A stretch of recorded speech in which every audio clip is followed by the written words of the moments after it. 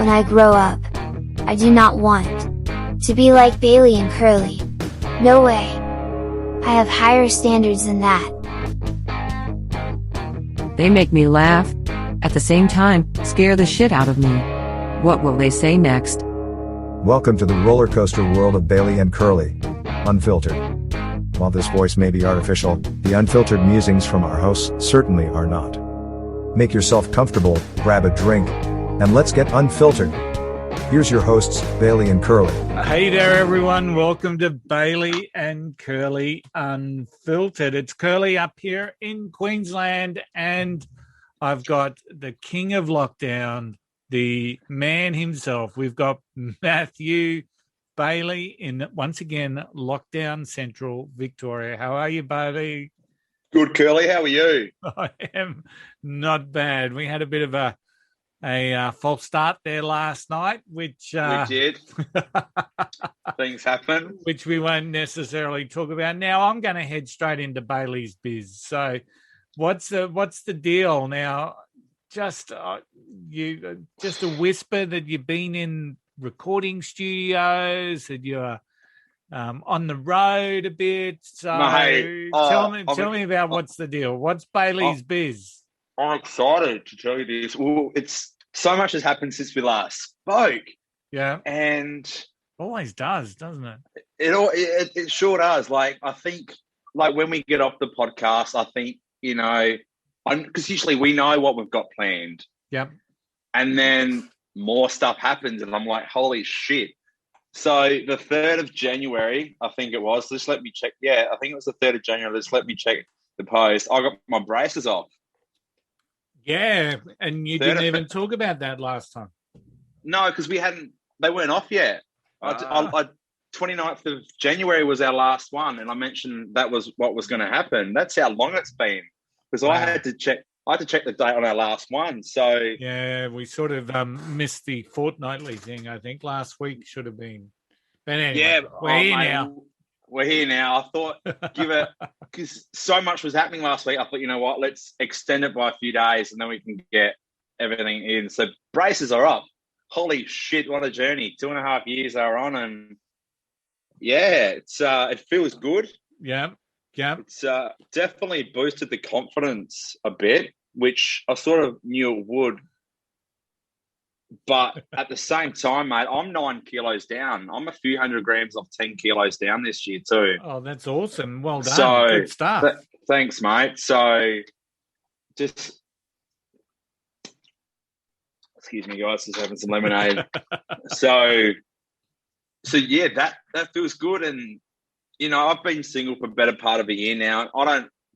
Haven't really put myself out there. Being in lockdown last year was sort of hard, as well. And I thought, you know what, I'm going to put myself out there. And little did I know, I got 4 numbers last week. Four out of 4, and that's just boosted my confidence up because you just don't know. Like, I've tried to give out my number before and haven't got anything back, and it's sort of exciting because I think about what's my mindset going to be going into another relationship because, you know, every Joe Blow you meet, you talk every day, and then you end up in a relationship. But you don't really – I feel like doing that is going too hard too soon, like too fast too soon. I think if you're talking to someone every day and then you get to a point where you're like, okay, we're in a relationship without really – this is just for me, without building a friendship first. Yeah. So, you know, girl number 1 was, she was really cool. She covered in tattoos. She's a tattooist. Yeah. She took me to a tattoo shop, like 11 o'clock at night, and showed me her work. And she took me to get dinner and had a bit of a makeout session in the car. But then the next few days, there was really nothing more went on from that. You know, she's like, I'm not the girl for you. And I thought, you know what? That's really good that she said that. And I'm proud of myself for being 100% me. I'm not going to, you know, I'm not going to not be myself when I get to know someone, because I feel like when you get to know someone, I feel like you hold back a bit. Yeah. You don't. Yeah. And I personally think that does what I'm trying to think of. It doesn't do you a favor. It does the quite opposite, because then you maybe get into a relationship, you feel comfortable, then you start being yourself, and then you start realizing, oh shit, this isn't the person that I actually want to be with. They were someone completely different at the start. So me being 100% me, I was fucking proud of myself. And and I guess there's not a lot of time wasted with something like that. It was short, sharp, sweet, and you both sort of realised that, not quite the fit. So yeah, which is good, because a few things she said were sort of red flags to me, and to be able to actually recognise that was really good as well, instead of ignoring it because of this and this. Like, I need to get in a relationship. Yeah. And like you can picture me, like I'm like in cloud nine here. Like, this is the first person I tried to get my number to in a year, and messaged me within 5 minutes, and covered in tattoos, more tattoos than me. Being a tattooist herself, I was like, this is really cool, but wasn't meant to be. So that was sort of one thing. And then Wednesday was Dad's anniversary as well, 17 years. Yeah. So it's always a weird thing that week, because I always say to people that weird things happen, and I feel like sometimes I look for it. But last week, very weird. And so fast forward to Friday.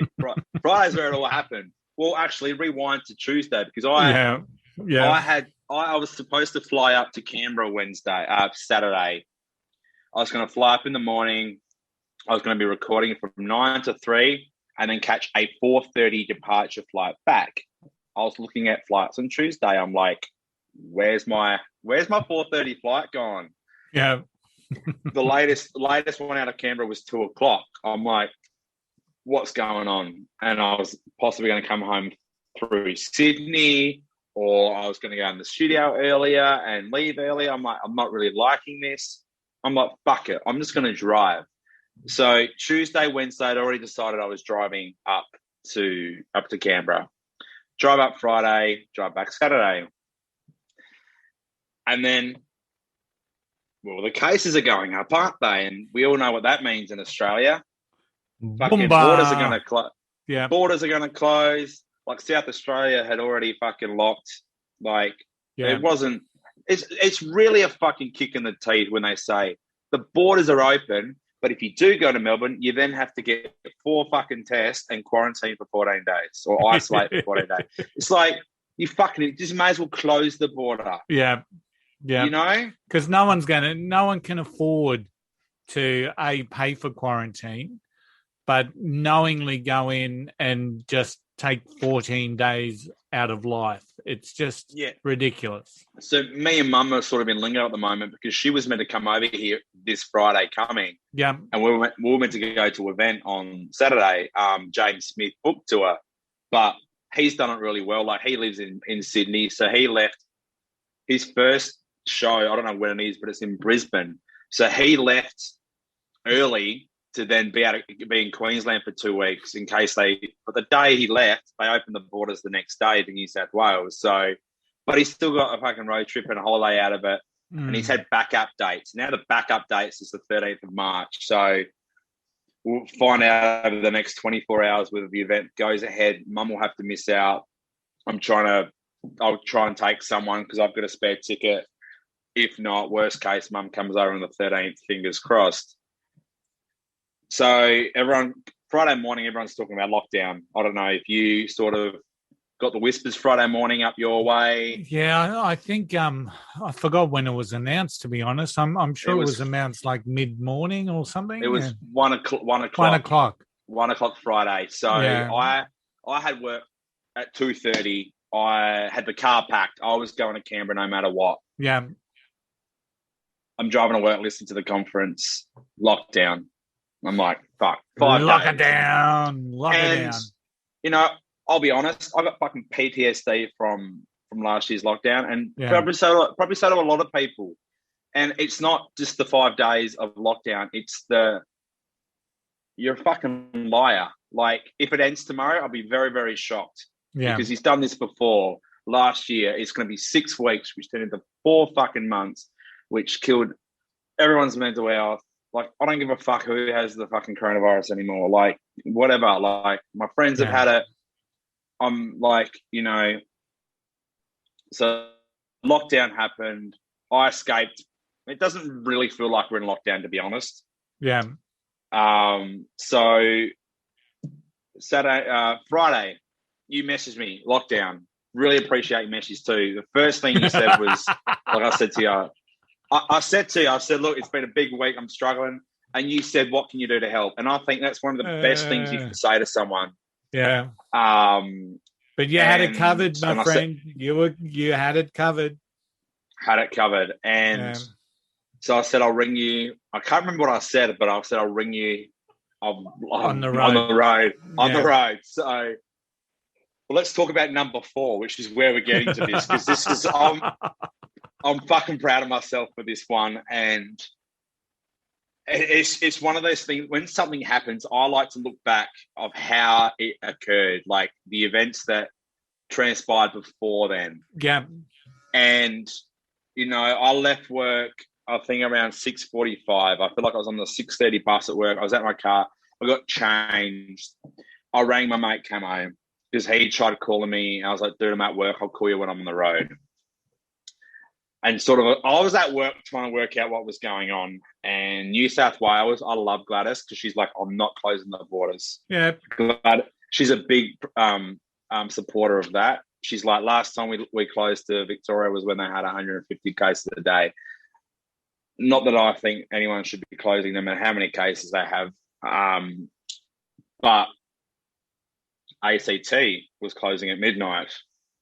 So, but like midnight, 6 a.m. the next day, who cares? ACT is very close. It's very, very small. So I wasn't panicking. I'm like, I'm going to Canberra no matter if you're closing at midnight or what. I'm getting the fuck out of here. So on the phone to Camo, it was a Friday afternoon, so traffic was pretty chaos as it is, and it took me through the suburbs and all this shit, and my GPS had froze because I think it was warm. My phone was having a meltdown. I was on the phone, plus GPS was going. I was like, Camo, I'm gonna have to call you back, man. I need to get out of the fucking city onto the highway. So I pulled over. My phone calmed down. Back onto the highway, coming onto the Hume Highway. 2 lanes turn into 1, which then go into the Hume Highway. I look over to this car next to me, and there's this really cute girl, and I smiled, and she smiled, and there was a bit of banter from the car, and then we both got onto the highway, and we were traveling for kilometers, and then we sort of looked at each other as we kept passing, and then she was on my left side, and she's like, we keep passing each other. I was like, call me, and I just yelled out, I was trying to yell out my Instagram or my number, or I yelled out my Instagram. I don't know why I yelled out my Instagram. She's like, I can't. She's like, I can't hear you. I was like, all right. So I sort of pulled him back behind her. And then she was on my right side. And I was like, 0408. And I yelled out my number. And then the middle 3 of my numbers I did with my hand. And I was on the phone to Camo. I'd already called Camo back at this stage. And he's listening to this. Next minute, she's calling me in the car. It pops up. I was like, whoa. I was like, Camo, she's calling me. I got to call you back. Boom. Answered. We spoke for 15 minutes. I was like, holy shit. What are the fucking chances of this happening? Hey, you're over the moon. I can see that. You're over the moon. Over the moon. And, yeah. And crazy, absolutely crazy. And yeah, we spoke and it was good. And we spoke yesterday morning about catching up, but she might have to go up your way for a course. But like, I'm not texting her every day, all day. Like, we spoke on the phone, and then the next day she asked me how my music was going, which is a big fucking thing for me. She asked me how my recording was going. So I was like, this is a cool chick. And yeah, I asked her, want to catch up? And she was like, yeah, either sounds great, but she might be doing a course back in Queensland. So super stud Matt Bailey.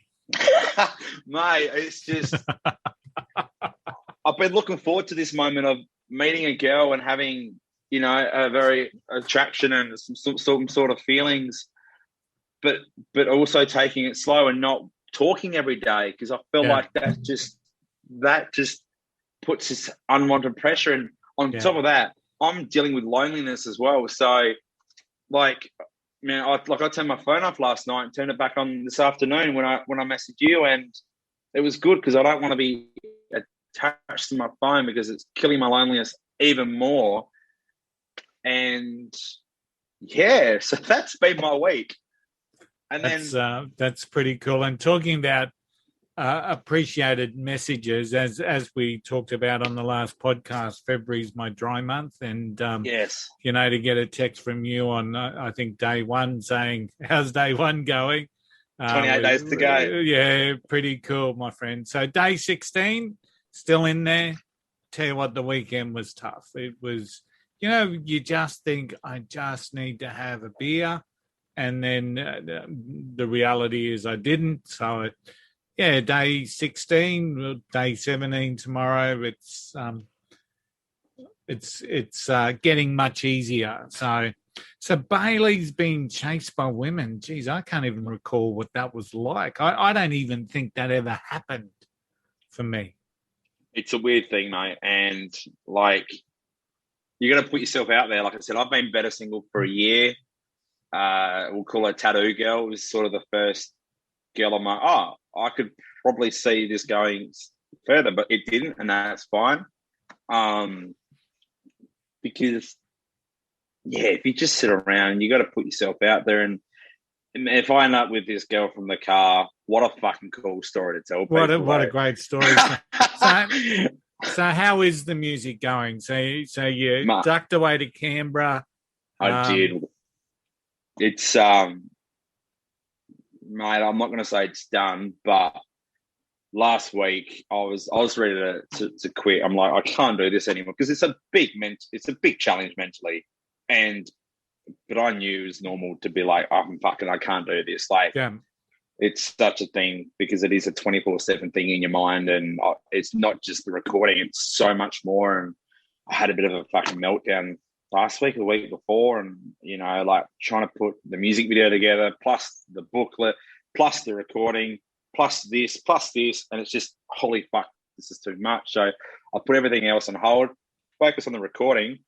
Positive thing about driving up, got to spend an extra hour in the studio because I have to worry about a flight. Mate, we're 5 for 5. Yeah.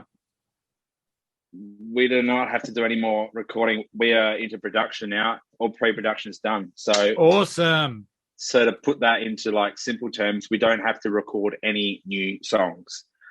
Guitar and vocals are down, and now it's good to have a break now because I'm fucking sick of them. I'm so sick of my own songs. They sound shit, but I know they're not shit.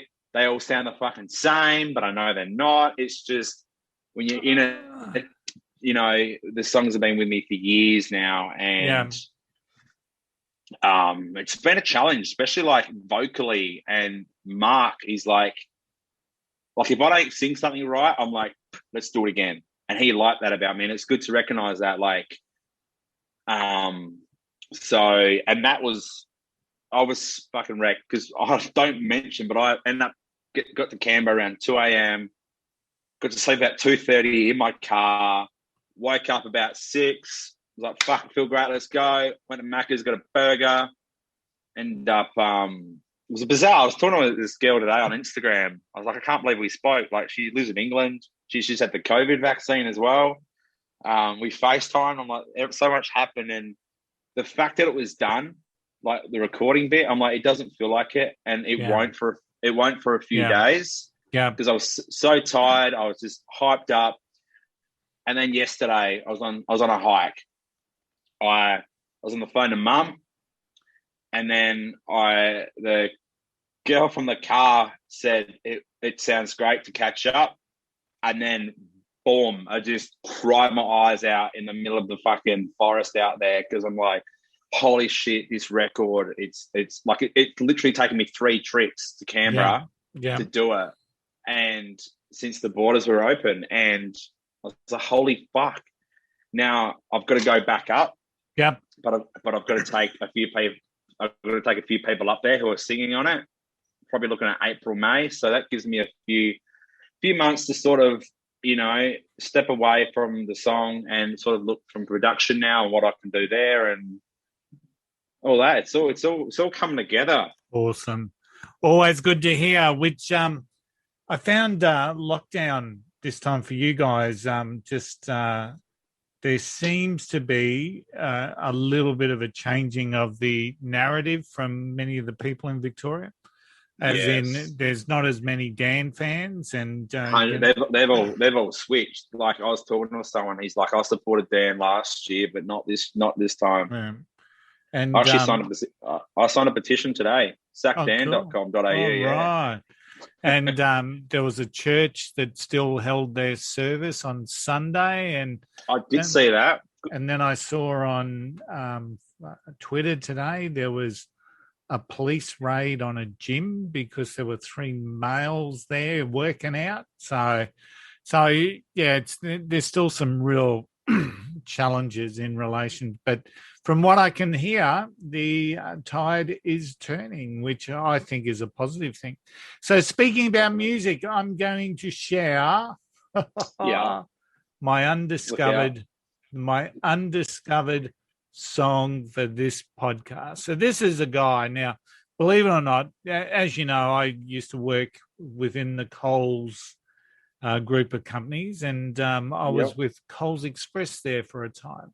And there was a guy there that used to be our fuel logistics manager. So he would be in head office and he would be in charge of getting the fuel to the site. So fairly big job. I've got no idea how many petrol stations Coles Express they have around the place, but there was many. So, and the gentleman's name's a guy called Ro Kossena from Melbourne, and when I met him, he's just a cool dude, He's just got the flowing locks, and he's just a muso. Anyway, he had a couple of songs out, albums out, and I'm going to play you one a little bit so I don't breach copyright, and hopefully we're going to hear it. But this is just a classic little pop song. This is just a really nice little pop song. And the reason why, on the radio, you get to hear a certain amount of songs. There are so many little classics just floating around that don't get the exposure that they should, because they just don't get. I mean, Crew Life's a classic example. Crew Life's a cool little catchy tune that you listen to, and all of a sudden you've got it in your head. And it just doesn't get, it's hard for someone like yourself to put out a single that's going to get played on the radio or gets onto Spotify, must repeat. And this is one of those songs. This is a song from an album that he had called Corduroy, and it's a song called A Little Bit. So now you're hearing that? Yep.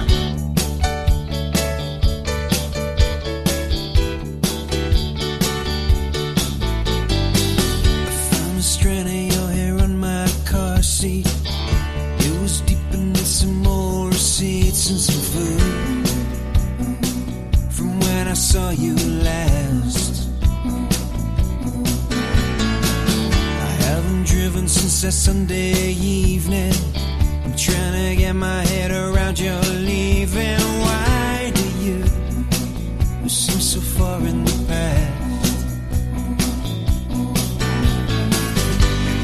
Tell myself 1,000 times while I scan the lines between the lines that I don't need to have you by my side. I know you didn't love me. I know you tried to reason with me.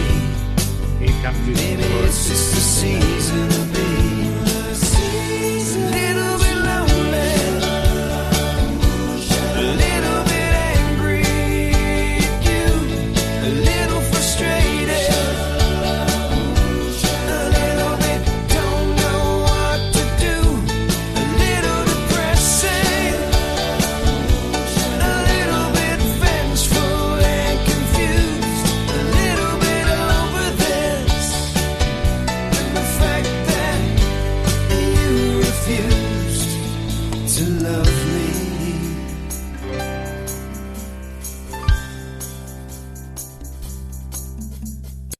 So that's Roy Kossena with a little bit cool little pop song, isn't it? I really enjoyed that, man. I just looked it up on Spotify. Yeah. That was really cool. It's funny you say that about songs that don't get that exposure and stuff, and because everyone's like, it's a hard industry to crack. It's just like anything, Yeah. Like I was just, as he said that, and you played that song, I was just thinking, it's sort of like, you got McDonald's where everyone knows McDonald's, and then you've got your local fish and chip shop.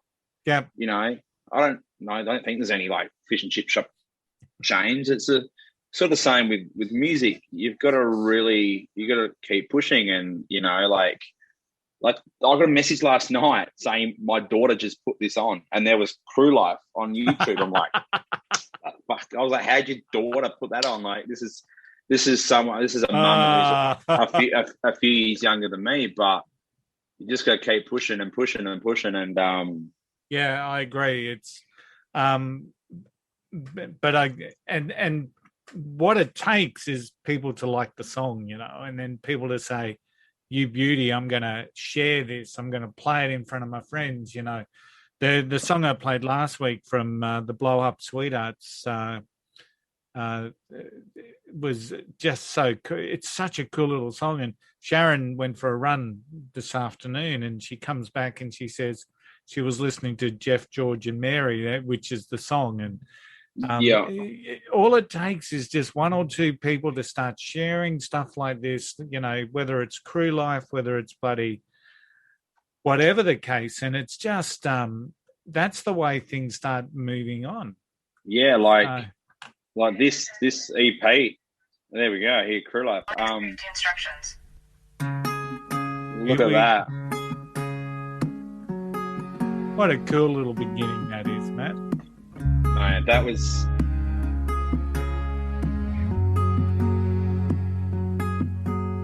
It's 4 a.m. I'm waking up and it's freezing. What time are we leaving? I got a meeting. Some bastards unliked it. Cabin crew. I had 118 today. Doors and cross check. Oh, that's no good. Hey, Captain, 7,000 views, can I my come friend. That's in pretty to cool. the I'm proud of that. flight deck? When ring. Yeah, it's fucking proud of that one, because I knew you sort of knew, when you put something out, it's going to be good. Yeah. And I knew that was going to fucking be a game changer for me. And I had a mate say when he first seen it, he's like, Matt stepped up, and now you can't release anything that's shitter than that. You only get bigger and better, and it's sort of how life. It's how it should go. But it's also a bit of a declining. journey. It's also, so be very much aware of that. Your early stuff was your early stuff. And, it's like, I read a story on Paul Kelly, and, I first got into Paul Kelly when he released Post. I think it was about 85, maybe a little bit earlier than 85.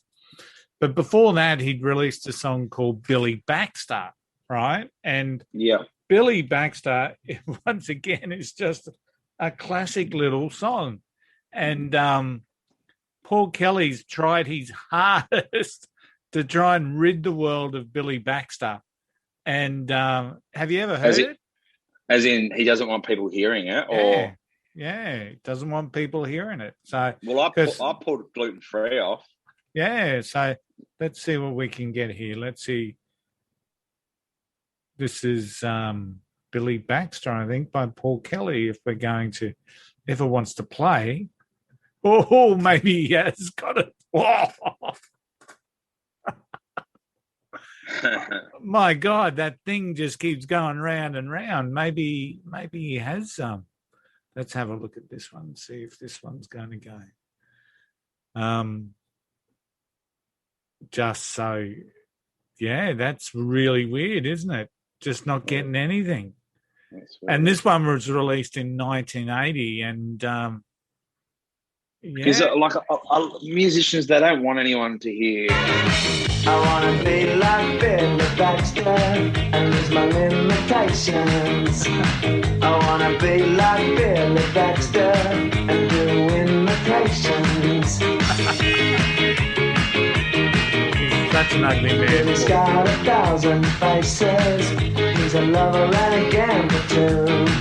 Just to see him go through his paces is a lesson for all the crew. 'Cause he got a hungry heart, he got love to burn. He got a hungry heart, he got love to burn. The interesting thing also with Kelly and Billy Baxter is that when he came up and to do a tour on the post album, he wouldn't even play it then. So that was released in 1980. And by 84 or 85, he'd already disowned the song and was moving on. So, really it happens a lot. Like I got gluten free taken down. I got everything taken down except Crew Life. Yeah.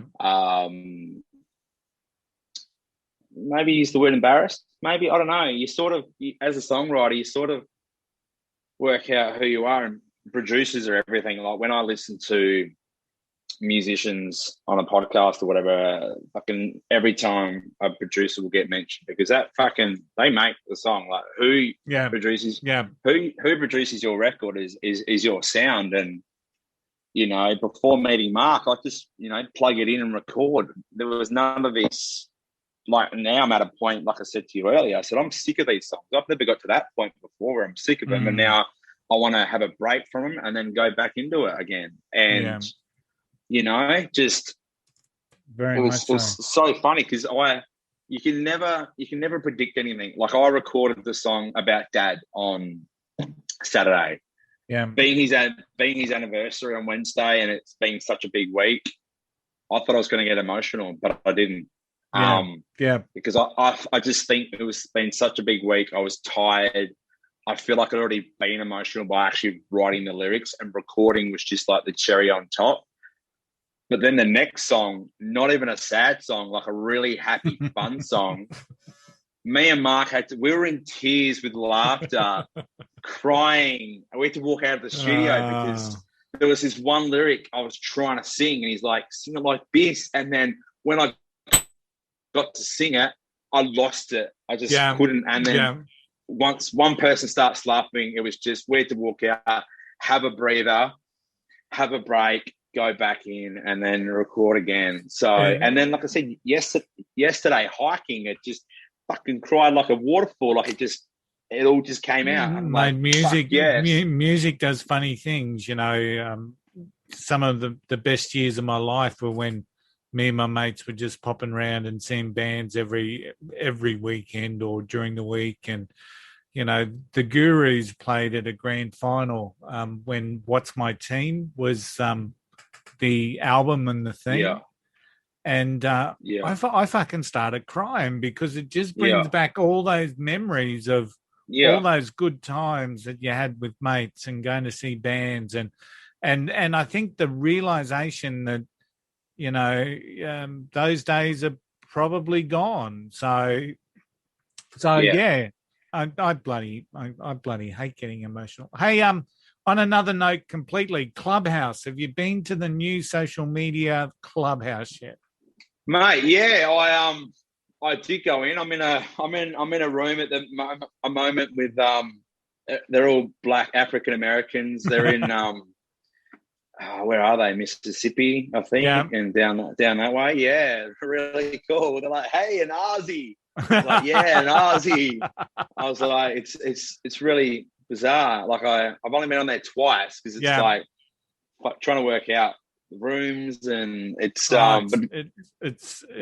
mind-boggling, isn't it? I sent out some more invites there last night because they keep giving me invites to send, and I think I haven't even been on. How am I getting these invites? But so I went on there today, and while I was doing some work, I just jumped into a podcast room there called Club Pod or something, and it was awesome just having it there. I wanted to speak, but I sort of quelled that because I actually had a fair bit of work I needed to get through, but But yeah, it's not bad. First time I've really invested some time into it, and there was a lot of good content, and no one was up themselves, and no one was selling. That's always an issue. So Gary V said it's going to be big in a year, and Yeah. he was right about TikTok blowing up. yeah, So yeah, and the way he said it was like, can you imagine if you just put it on your dinner table while you're having dinner and everyone's just talking and people are listening? Like, yeah. conversations are fucking powerful things. Oh, they are. They really are.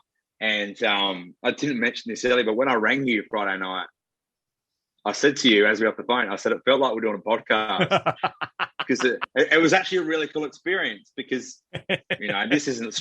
Yeah, we should have just scripted. recorded it. Yeah. Can you imagine?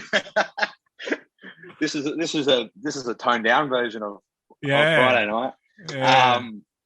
But yeah, now Clubhouse, it's really interesting, and yeah, there's another one out there, and I shared a link with you called Stereo, which also looks as interesting, but I've got to say it doesn't seem to get the numbers that Clubhouse is getting. So yeah, no, Clubhouse is cool. It's it's cool. Like, helps with my loneliness, and you know, just talking, chatting shit, especially with Americans. You know, I love America, and that's another thing that people have got fucking angry at me for lately, because I said I'd rather be in America. I'd rather be able to travel and not have anxiety about getting. And you know, I had a guy reply to my story. He lives in Brisbane actually, and he's like, "Oh, America's getting thousands of cases per day." I said, "Mate, I'd rather be able to travel and see my family and than have this anxiety."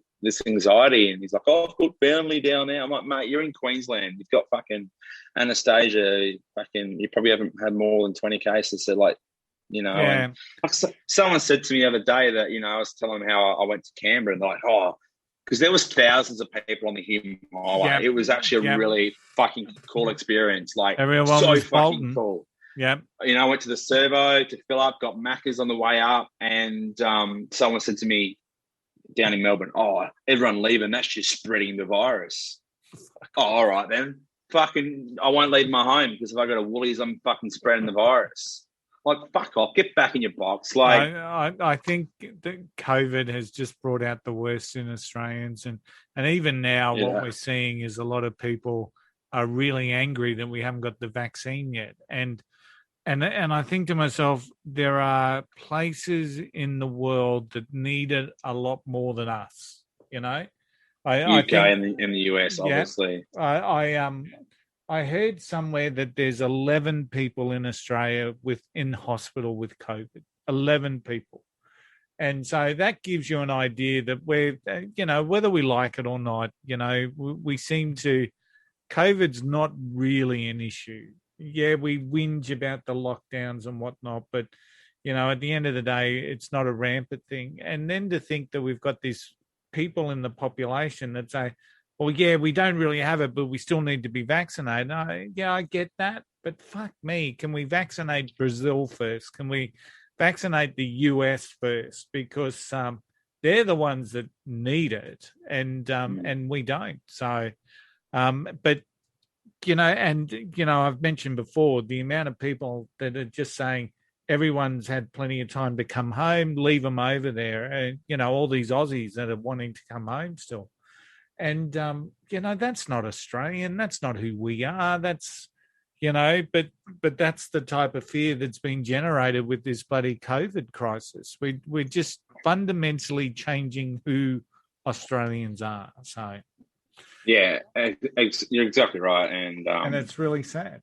It is. And, you know, I won't, you know, people's face when I say I'd rather be in America. Like, my mate rang me today who lives in LA. I was like, "Dude, how's LA going?" He's like, "Yeah, it's fine. Everything's opening up." And he's glad he went back when he did. And, you know,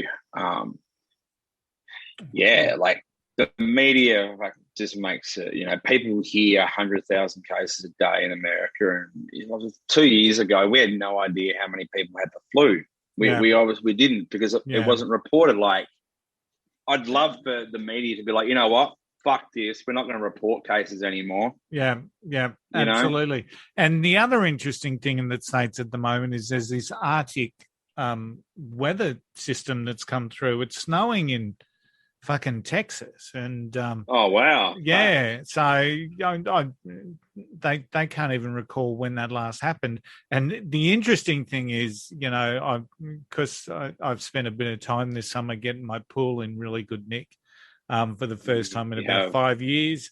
I'm in a pool maintenance group in the US, and all these Texans, they've got no idea what to do when their pool freezes, and they're all panicking. And then the worst thing, Texas itself is doing rolling blackouts so that they keep the grid operating, the electrical grid, because so you can imagine it's like minus in Celsius, you know, it's below freezing temperatures. You've got pools freezing over, you've got snows, and then you can't even have a heater on because you've got no power. So what do you do when your water freezes in a pool? Well, the thing is, you get the ice skates out. No. Well, the thing is, if your water freezes, you're up for a really big cost, because it'll crack the pipes, it'll crack all sorts of stuff. So it'll blow up your filter. So anywhere where you've got water, the key is, from what I can gather, because it's been a really interesting thing, because you know, this is never going to happen in Brisbane, hopefully. But you just got to keep the pump on. So moving water doesn't freeze, apparently. So, So that's the whole key. So, but they've still got another couple of days. So if anyone's there listening to us from Texas, you know, I hope you've got a big doona and a couple of blankets or someone to keep you warm, because you know, it wouldn't be real pleasant at the moment at all. That's probably my next place to go to the States, is Texas. Yeah. I've always, I want to get to Texas. I want to get to see a Friday night game of footy, you know. That's just one of the bucket lists. So we got to get there. Now we're running out of time, Maddie. So I do have to say, Trump got acquitted, and so explain that to me. So Trump was impeached. What does impeached mean? I'm not really sure, to be quite honest. Usually when you're president and you're impeached, it means that you've broken the constitution or the guidelines around being a president, right? So you then can be impeached, and if you're if you're convicted, you are removed from office. So, and to be convicted, so initially it's got to go through the House of Representatives. It's got to be a majority vote there, that it goes to the Senate for impeachment, and then to be convicted of impeachment, you've got to have a 2/3 majority. So, first time it's ever been. Twice. So he's been impeached twice. First time ever a president who was no longer the president has been impeached. So, and it was never ever it was depending on which side of the fence, it's either a huge travesty that someone who incited violence and what have you at the Capitol has got off, or on the other side of the fence, it's just been a big major witch hunt from the Democrats. So they needed 67 votes for him to be convicted. They got 57, and 43 Republicans voted in the negative, which means that Trump got impeached twice and got off twice. So, and once again, there's been a couple of really good memes, because they're calling him Owen. So, and because Nancy Pelosi is another big major political, she's the leader of the House for the Democrats, and she's the one that puts the impeachment thing, and everyone's saying, and there's all these memes out there of Pelosi on the phone and Donald's on the phone, and Pelosi answers the phone and says hello, and Trump goes, "It's Owen," and and Pelosi goes, "Owen who?" And Trump goes, "Owen too." So you've tried to get me twice and I've won twice. So But anyway, so that big news. So maybe now. Could someone explain it to me or something? I don't know. If you're president, you can't get convicted of the murders that happen or deaths that happen. Sort of like, obviously, like coronavirus. Like, you can't be responsible for the death because of how you handled it. Just look at Dan Andrews. Well, I'm not necessarily sure how all of that works at all. So, but the laws over there are just crazy. But maybe now that the Democrats might get a little less Trump fixated and start thinking about everything that is wrong with America that they should be starting to fix. So, okay. So anyway, what have you got coming up in the next couple of weeks? So what have I got coming up? I've got a couple of workshops, which are always cool. I've got a busy day for the next 2 days, pretty flat out. So I've got a diploma of leadership that I've got to knock over by the end of March. So that's sort of been, I spent a bit of time today. That was the work I was doing today. And then I want to get back into my NLP course. So start to understand a little bit more about human behavior and how I can use that to help the people that I work with. So, and how's that book coming along too, Tony? Yeah, mate, I had to do some deadlines today. So draft needs to be done by August. So the 20th of August is the date that I want the draft. Yeah. And then I'll give it to someone to edit and, potentially rewrite. So, hey, now, before we go, I'm going to show you one last thing because this chick is pretty cool. She's on Twitter. I just need to take it back. So you've day 16, are you going to be drinking on March the 1st or whenever you need to again in March? Well, February finishes on the Sunday. So, as I said to Sharon, it's probably going to be if I do, who knows? I might be a little bit like you, mate. So just give it up and see what happens. So, so this chick's a lady. This girl's a lady called Avalon Penrose, and she's, I think last week or the week before, there was all this talk about game stocks and hedge funds and everything in the States. I don't know if you'd heard about that. But, no, I stay away from that stuff. But mate, it was pretty funny. There was all these little investors on Reddit, which is another social media or a platform. And look who commented on that, Elon Musk. Yeah, Elon Musk. So, and this young lady, she's a voice. She's like an actor. And she's a voice to one of the characters in a video game. So she's got a bit of a following, but she just blew up. And this is one of the funniest things. I started laughing as soon as I started to hear it. 17.3 million views this had because this was really because there's a lot of so what ultimately happened. All these people on Reddit started buying up stocks that all these hedge funds were buying up because apparently you can make money with a hedge fund when a business goes bust. So all the hedge funds were looking at devaluing the shares of this company called GameStop, I think it is, Game something or other, and GameSpot, that's it.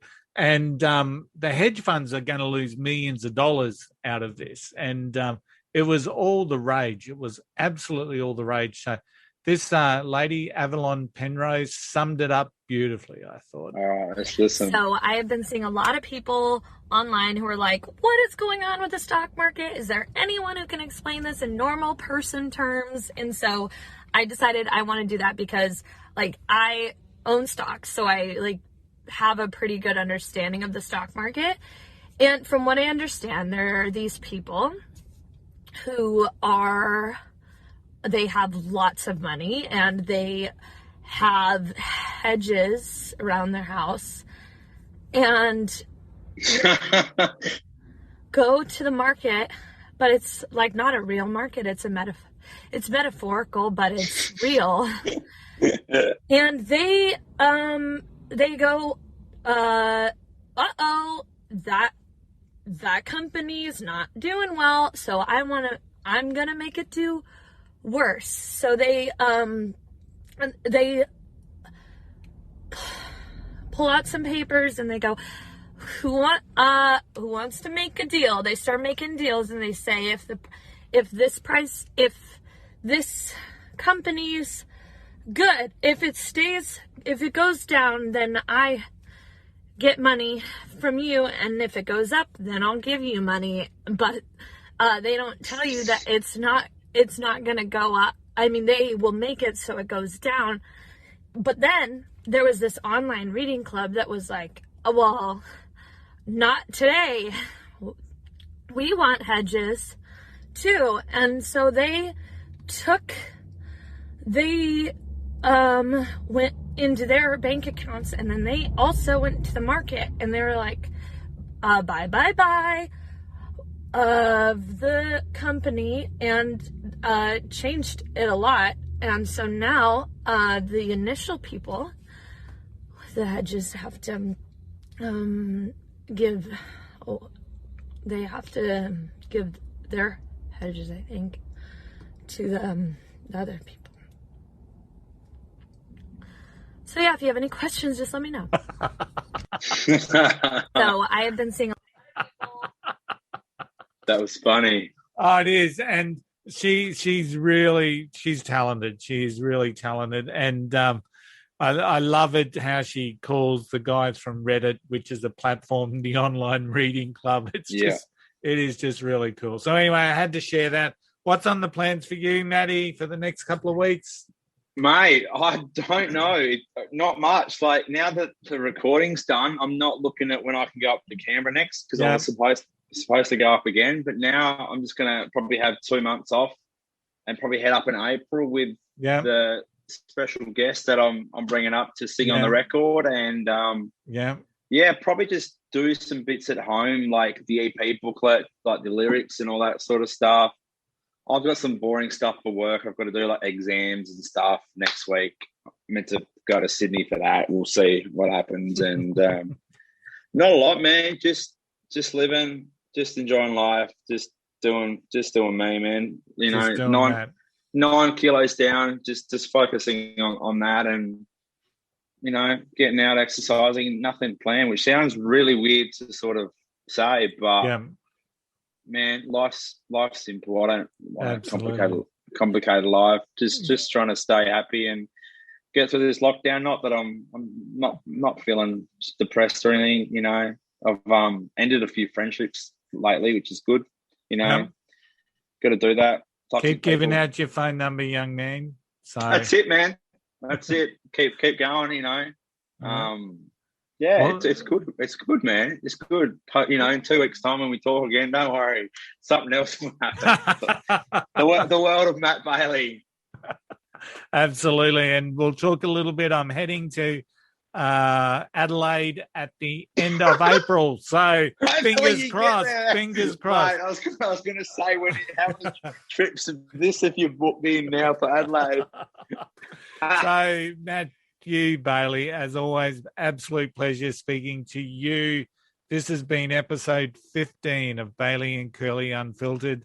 From me in Brisbane, have yourselves a great... in Melbourne. And we'll catch you on episode 16. We'll see you then. See you guys.